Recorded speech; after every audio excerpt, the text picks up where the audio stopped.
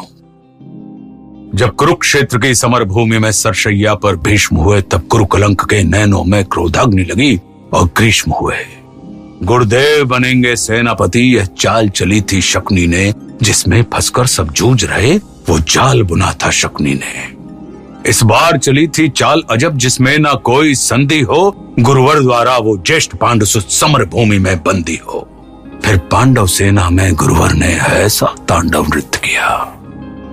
फिर पांडव सेना में गुरुवर ने ऐसा तांडव नृत्य किया, सब समर मुंड से पाट दिए, कुछ ऐसा चित्र विचित्र किया। निज सेना की यह दशा देख अर्जुन को क्रोध अपार हुआ। बज उठा कृष्ण का पांचजन्य, फिर गांडीव का टंकार हुआ। कौरव सेना के होश उड़े जब गुरुवर का रथ चूर हुआ। जो सोचा था वह विफल हुआ, सब सपना चकनाचूर हुआ।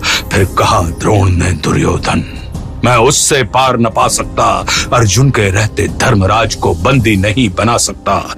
फिर कहा त्रिगर्तों ने मिलकर, हम प्राण पे प्राण लड़ाएंगे, हम अर्जुन को ललकारेंगे और दूर तलक ले जाएंगे।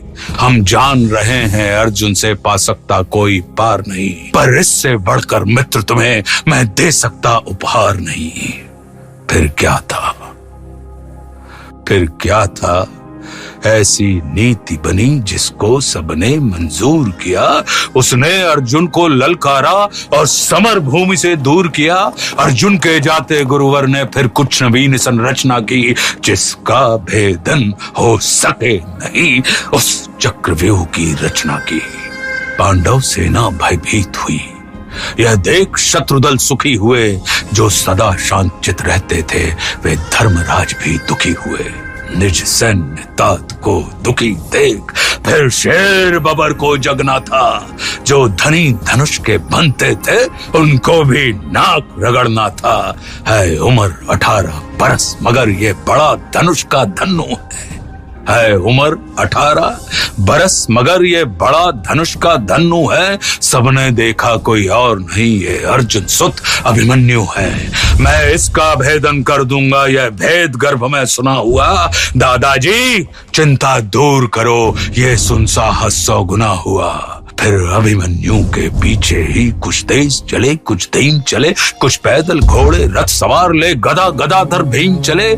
अभिमन्यु को ना रोक सका, वो द्वार तीसरे पार हुए। पर राज द्वार पर जयद्रथ था, चारों भाई लाचार हुए।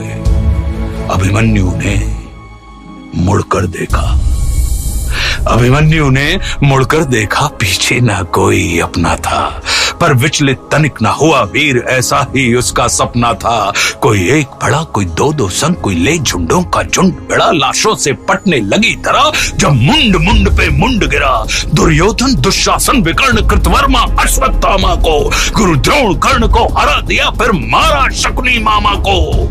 वह कर्ण भिड़ा जो दुर्योधन के विजय लक्ष्य की आशा था। वो कर्ण भिड़ा जो दुर्योधन के अंतर्मन की भाषा था। वह कर्ण भिड़ा जो 100 बाण चलाने वाला था। वह कर्ण भिड़ा जो दुर्योधन को विजय दिलाने वाला था। सबने देखा वो अंगराज रथ सहित धरा पर पड़ा मिला।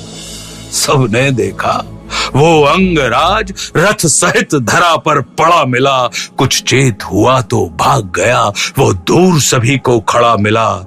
फिर दुर्योधन हो गया कुपित, ले सबका नाम पुकारा है। सब ऐसे साथ मिलकर मारो, ऐसा आदेश हमारा है। फिर एक साथ भिड़ गए सातों ने ऐसा काम किया। रथ तोड़ सारथी को मारा, घोड़ों का काम तमाम किया। तलवार तीर जब टूट गए तो रथ के चक्के उठा लिए। उस रथ के टूटे चक्के से कितनों के छक्के छुड़ा दिए। यह देख अधम दुशासन ने तब सर पर गदा प्रहार किया। गिर गया धरा पर वीर, तभी पीछे से उसने वार किया। सब नियम युद्ध के भूल गए और ऐसा अत्याचार किया। फिर बारी बारी से सबने उसके सीने पर वार किया। सब माया पथ की लीला है। मैं कृष्ण लिखूं, घनश्याम लिखूं। कितनों को धूल चटाया है, कितने गुरुओं के नाम लिखूं। शब्दों में सहज सुशीलापन, अब कविता को विश्राम लिखूं। मैं उस बालक अभिमन्यु को अब अंतिम बार प्रणाम लिखूं।